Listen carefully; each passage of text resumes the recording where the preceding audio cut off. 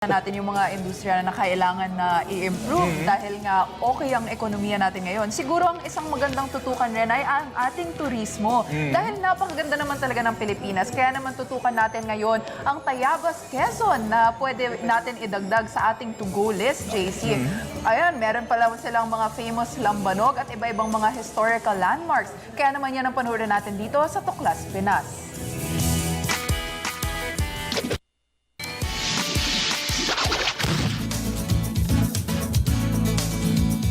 Good morning, boss! Heto na naman tayo para sa isang kapanapanabik na adventure. At syempre, dito lang yan sa Tuklas, Pinas. Kung saan isa na namang kahanga-hangang paraiso na naman ang ating kikilalanin. Isang makasaysayang syudad, salamin ng tradisyon at kulturang nakamamangha. Payapa, kung saan ang lahat ay masayang nag-uugnayan. Ito ang Tayabas sa lalawigan ng Quezon. Sabik na ba kayo mga boss? Hindi ko na patatagalin pa.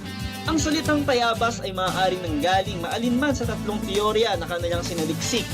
Una, ang pinakamalapit na salita sa Tayabas ay Tayaba. So yung Tayaba ay isang lugar na kung saan kinaingin, kung saan din ginanap ang isang ritual na ginagawa pa ngayon, yung nagpapadugo ng manok.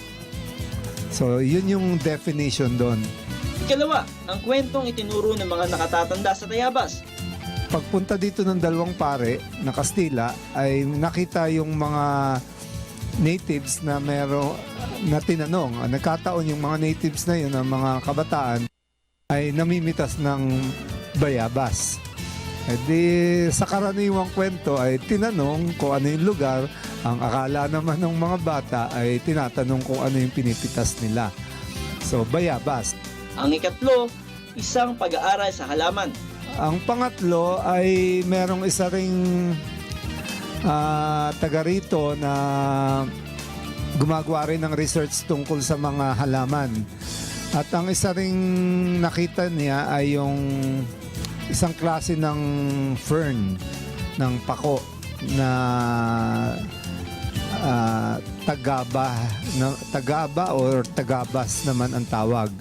So yun, sa kanyang bahagi, dahil karaniwan daw ang isang lugar ay pinapangalan sa halaman o puno na nakikita sa isang lugar. Kilala bilang City of Festivals dahil sa naggagandahan at makukulay na pagdiriwang. Ang Tayabas ay matatagpuan sa gitna ng Quezon, kaya naman ito rin ang tinatawag na puso ng lalawigan. Aabot sa 70,000 ang naninirahan dito. Pinagmamalaki ng lungsod ang kagandahan ng kanilang lupa. Matatanda at makasaysang mga simbahan na mula pa sa panahon ng Tila. Sa paglalarawan ng dating Pangulong Manuel Quezon, ang Tayabas ay ang pinakamayaman at pinakaaktibong bayan sa probinsya ng Quezon. Ang Tayabas ay kilala rin dahil sa produktong sikat sa labas man o sa loob ng bansa, ang lambanog. At alam nyo ba, sa proseso pa lang ng paggawa at pag-inom nito, abay sumasalamin ang karakter at tradisyong natatangi ng mga Tayabasin. Karitan, ito ang tawag sa lugar kung saan maraming puno ng nyog. Ang mga puno ng nyog ay pinagdudugtong ng mga kawayan upang magsilbing tawiran ng mga mangangarip sa pangongolekta ng tuba. Ang mga ngarip ang tawag sa kolektor. Gumagamit sila ng tukil. Ito naman ay nakapormang pantubo na isasahod sa tinagang busok, ang bulaklak kung saan lumalabas ang tuba. Matapos ang prosesong ito, dadalhin ito sa distillery upang dumaan muli sa isa pang proseso. Inilalagay ito sa isang container upang i-ferment sa loob ng 2 hanggang 3 araw. Kapag fermented na, lulutuin na sa copper cooking pot. Ito ang proseso ng distillation. Evaporation naman ang susunod. Pakukuluin ito at dadaan sa copper tube at pupunta sa condenser kung saan magiging likido muli. Ito na ang tinatawag na finished product. Pero kailangan tanggalin ang unang patak dahil ito ay nagtataglay ng methanol na nakamamatay. Pag naalis na ang fatal alcohol content, kukunin ng standard alcohol proof na 82%. At ito na ang tinatawag na lambanog na masarap inumin. Ang alak, pagkaluto sa isang araw, ay dadalhin dun sa pinakang tindahan nila o outlet.